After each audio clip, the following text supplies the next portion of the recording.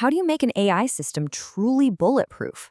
Well, believe it or not, sometimes the best way to make it stronger is to try and break it yourself first. So let's dive into this really powerful strategy for fortifying our AI. And boom, that right there, that's the whole idea in a nutshell. This quote just perfectly captures this proactive, kind of counterintuitive strategy we call red teaming. Instead of waiting for someone to attack, you bring the fight to your own doorstep, but on your terms. To really get why this is so critical, let's walk through a story that honestly happens way too often in the AI world. It's a classic, and it is totally preventable.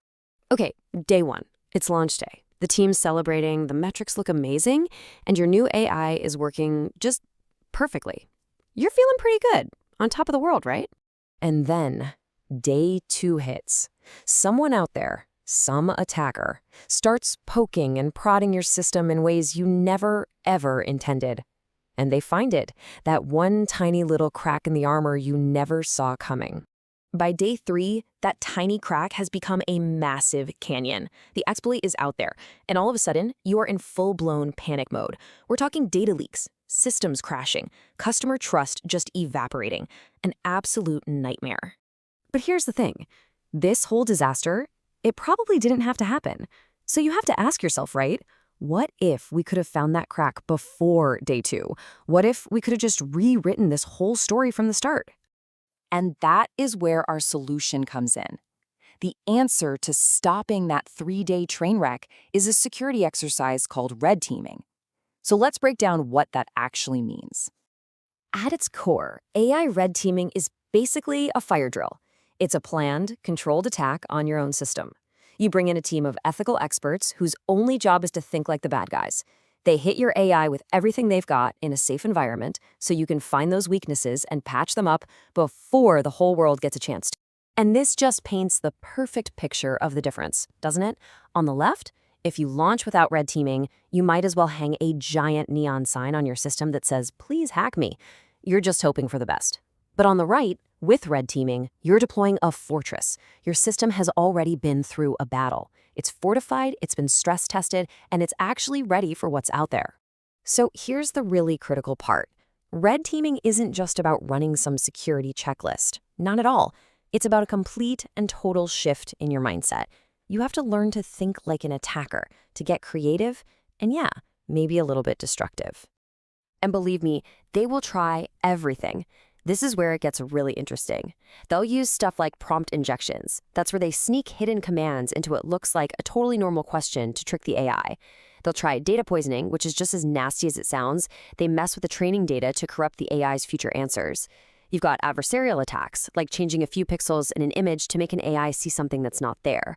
And of course, they will try to jailbreak it, to completely smash through its safety rules. Their one and only goal is creative system breakage.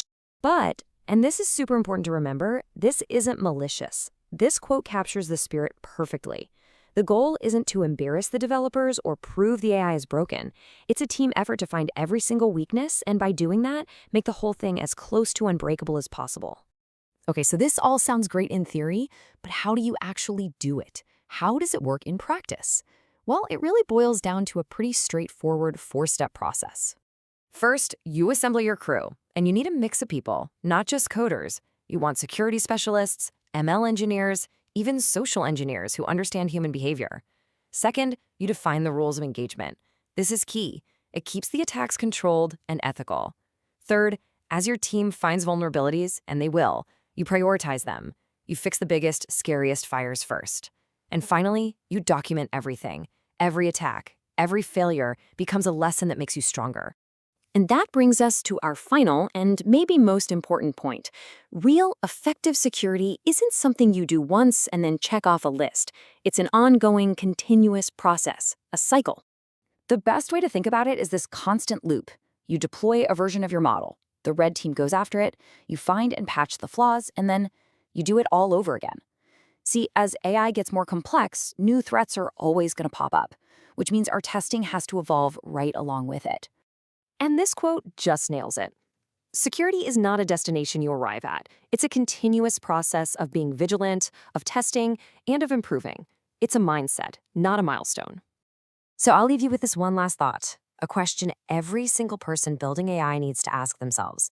If you're not proactively trying to break your own system, are you really building something secure? Or are you just waiting around for day two?